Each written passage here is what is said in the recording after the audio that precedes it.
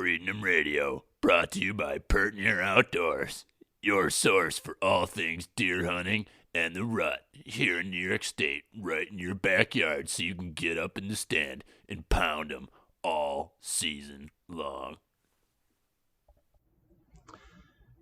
Hello, everybody. Welcome to week 2, part 2 of Breedinum Radio here. And this is going to be a quick conversation between Danny Boy. He took the reins and jumped on the phone with his friend Jason Nutty. They went to high school together, and Jason was successful with a great buck last week, and wanted to get his story out to everybody to hear some of the things that were going on with him that helped him put this buck on the ground. So some good stuff here. Thanks again for following along with us, and good luck this weekend. Looks like we got some great weather coming up. Make sure you get out there, hunt that fresh sign, and put something on the ground so we've got some stories to share with everyone next week. Good luck and have a great weekend. Just I'll introduce you. We're on record now, so the meeting just records the whole time. So, Okay. Jason Nutty, my good buddy from high school, and congrats on the big buck last week. I guess maybe give a little background on yourself, your hunting so far, how long you've been hunting, if you want. Okay. Yeah. Thank you. Let's see. Been hunting now since 10 years old, 9 years old. I would go out with my grandpa and then my uncle.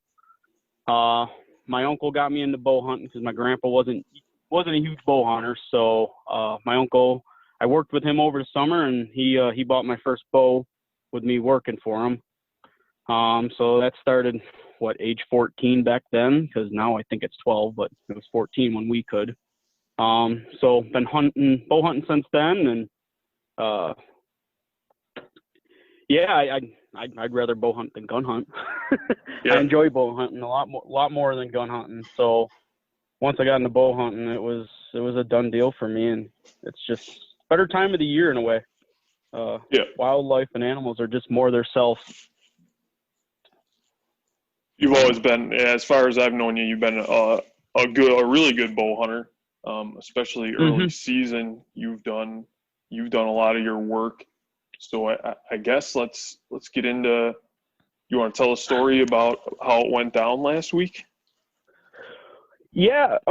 So this buck in general, I've been watching him since 2017, and maybe even 2016. I don't know if it was him back in 2016, but definitely 2017 and on. I've been getting trail camera pictures of him. And it's kind of weird with him. I would only get trail camera pictures of him from about beginning of July to mid-July, and then about mid to end of August, he would disappear. And it's been happening like that for 2017, 18, and 19. And I didn't know exactly where he was going at the beginning, trying to figure out where he was, if he was even in the area. And then I think it was 2018, a buddy that hunts off a 238 that butts up to gun locks, which he started getting pictures of this deer. I found out about September, and then October and November, he would get pictures of this buck. So The deer was traveling a good mile in that time frame, which in a way, bucks, that's nothing for him to travel. And then he was getting up in the gun locks, which is pretty much a big section of woods that I don't think anyone hunts. So he was getting into a big safe zone, and then he would just hang out there, and I've never found his sheds or anything.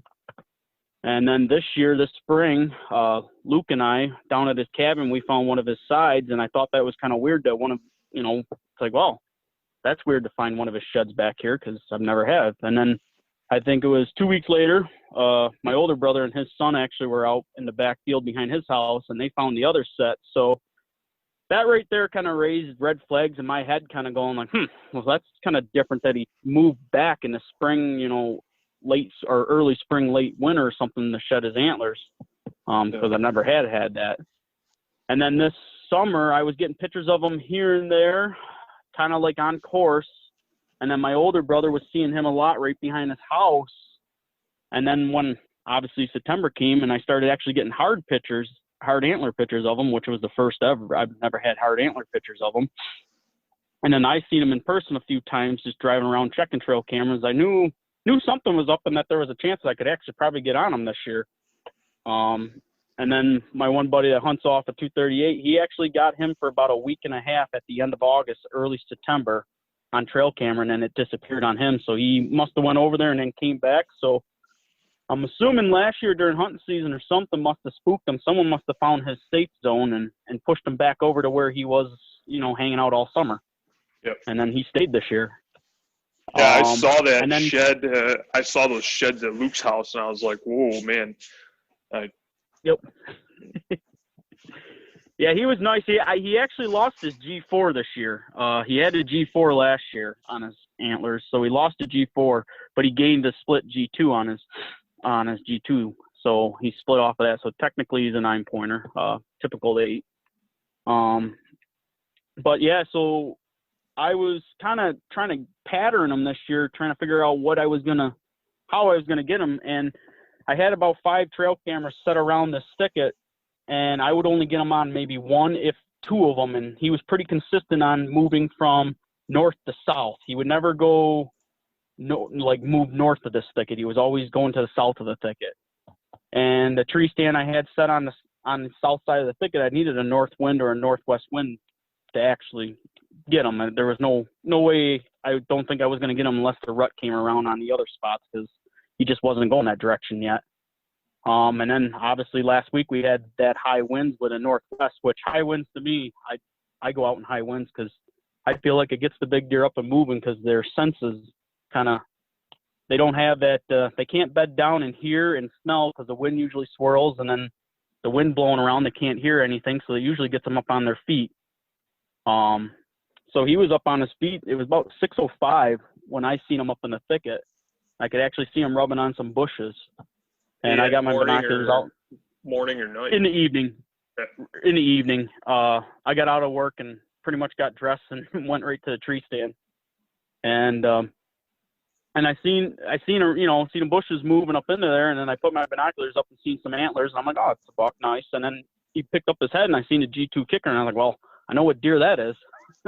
And he was probably about 70, 80 yards from me at that point. So then it was just a waiting game on what he was going to do and go from there. And he was facing me at that point, so I kind of figured he was coming out of the thicket and going to head right my direction, which he ended up coming my direction. And it took about a half hour for him to come, so I had a good half hour trying to settle myself down. I had a little buck fever going on, a little bit of shakes. Yeah, I believe it. Yep, and I had 2 shooting lanes that I kind of figured he was going to come into. And the one shooting lane, it only goes about 30 yards, and the other one I could get maybe a 45-yard shot out of it. But once you get past 30 yards, it's real narrow. So I took my sight on my bow and I set it to 35 yards and was like, well, if he comes that way, it's going to be a real quick shot because there's not much of a lane there. So I was just kind of watching, trying to figure out where he was going to come out, because he went into this little batch of trees that with the leaves on right now, I couldn't see what direction he was going. So I was just kind of sitting and waiting at that point, and that was probably a good 10-15 minutes of me not knowing where he was anymore, just knowing that he was within 30-40 yards of me. And he ended up coming out on the other shooting lane to my left, and he was within 20 yards at that point, and I was watching the other shooting lane. So I dialed my pin down to 20 because that's as low as it goes. And then he was heading straight on to me, and I was like, well, that can't do a quartering to me shot, because he was really quartering hard, and I just, with a bow, I don't feel comfortable at all doing that. Too much of a risk with that shoulder. But then he ended up turning and went into a batch of briars, and he was 13 yards when I ended up making a shot, and hit him a touch back, but it was a moving shot because he ended up stopping right before a little window that I had. I had about a foot and a half window through the briars that I was going to be able to get him. And he stopped right there, so I drew back, and then he stood there. It was minute and a half, 2 minutes. I was starting to get the shakes pretty bad. I didn't know if I could hold it back anymore. I didn't know if I wanted to let down, but he was right there 13 yards, and I was like, man, I don't want to move at all. So I just pretty much let him take a step into that opening, and when he moved that right front leg forward, I let it rip, but obviously he was still in the moving forward motion, so it went back a touch. And then I backed out and waited a couple hours and called my other buddy to see if he wanted to come help me track it. It was probably 2.5 hours by the time we got down into there, and he wasn't even 100 yards from where I shot, and he was getting stiff at that point. So I could have went right down and got him, but I didn't know with it being back a little bit. I'd just rather be safe than sorry and push him. Yeah, of course. You got lung, you think, or did you look to see where you got him? No, so I hit just in front of the diaphragm where the lungs and heart are, but I never touched heart, never touched lung, never even nicked any of it. Yeah. And went right straight through a liver shot. But what we assumed killed him was cutting that diaphragm, because being that you sliced the diaphragm, you took that compression from the lungs and he pretty much couldn't breathe. Yeah. So that, and then obviously bleeding out too, because the arrow broke off inside of him, and then that broadhead was just tearing him up inside. Yeah. What were you using for broadhead? The Rage hypodermic. Yeah. Yeah. So you just ripped right through there probably and took them out that Sliced way. them. Yep. Awesome. Did you get a score on them at all? Yes. Yeah, I scored him at the house. Did a rough score on how I know how to do it, and then when I took him to the taxidermy, the guy actually scored him there too, and then sent me a text, and we ended up getting 146.5 inches. So yeah, he's just a cool old stud buck. Mm-hmm. And do you think he put? Go on. What's up? Nope, you go ahead. Do you think he put on inches from last year? Or you think he was regressing already? If I had to go off a score-wise, I think he probably was the same, if not maybe dropped a couple, because he lost that G4, which if you would have had that G4, you would have probably had 4 or 5 inches from that G4 last year, and then you would have had another measurement of the mass. Yeah. So you kind of lost that, but I think he put on a little bit more height on his G2 maybe, and then definitely more mass than I think last year. So it might have wish-washed, Yeah. Just a cool old buck, really. Mm-hmm. Yeah, and I have my biggest buck to date I shot was back in 2011, opening day of bow season, and it was during a windstorm too. So, and he resembles him pretty much 9 years later to a point. Other than the one I shot back in 2011 has smaller brow tines and obviously didn't have the mass that this deer had because he wasn't as old. He was a 4.5, 5.5 old. But it's crazy to see 9 years later that same genetics pushing through, and this G2 split on the left side, and that was the same as my 2011 buck. He had a split G2 on the left side, so kind of cool to see that genetics keep pushing down through. Yeah, I think I remember that buck. And those are in the same area, right? Just outside of Attica, right? You don't have to tell me exactly, but no, they were pretty much probably about a half mile apart, north and south of each other. But yeah, pretty much the same block of woods. Yeah. So that's really a perfect setup for you because you're coming in from the east, and you said you had like a northwest wind. So you're coming probably into your stand from the west, the southwest. Yeah. Yeah, I come in from the south on that stand, so I walk the field south right to the thicket because I have this stand set right on the edge of a thicket. That's how actually, honestly, most of my stands are set, are either on the edge of the wood lines overlooking thickets or on pinch points. That's usually my go-to because me personally, I just don't like going down into the woods and too much deep into the woods because I feel like I push out more and put more scent throughout. So I try to hunt edges and hunt pinch points more, and it worked out for me so far.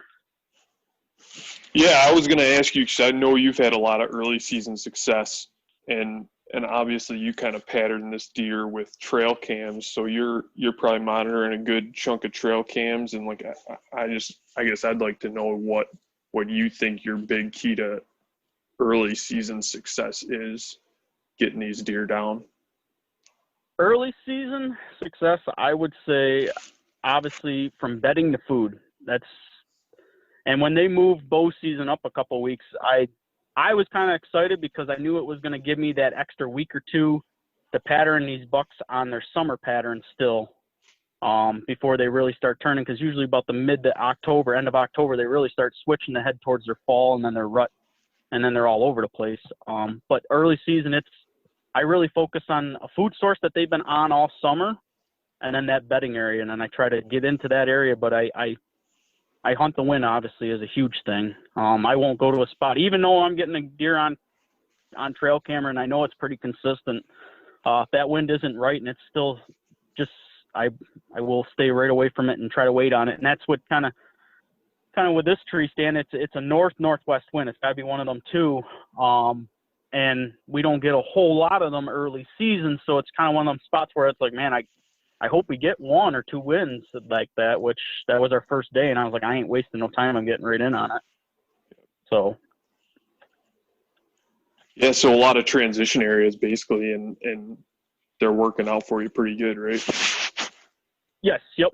And then obviously when rut gets closer, I like going more to them pinch points where I know there's a thicket to the north or the east or whatever, and then vice versa, there's another thicket, and if I can get in a little area, I'll catch them going back and forth, and I don't mind doing that early season either, because sometimes that leads to a food or something, or you can catch them coming, or an apple orchard, or vice versa. That's my early season. I would like to say is the biggest things is don't go into a hot spot, or don't go right into the thicket, especially early season, because that's where they're bedding, and you'll push them out. Well, awesome. I don't know. You have any questions? Anything else you want to talk about? That's up to you. I'm good.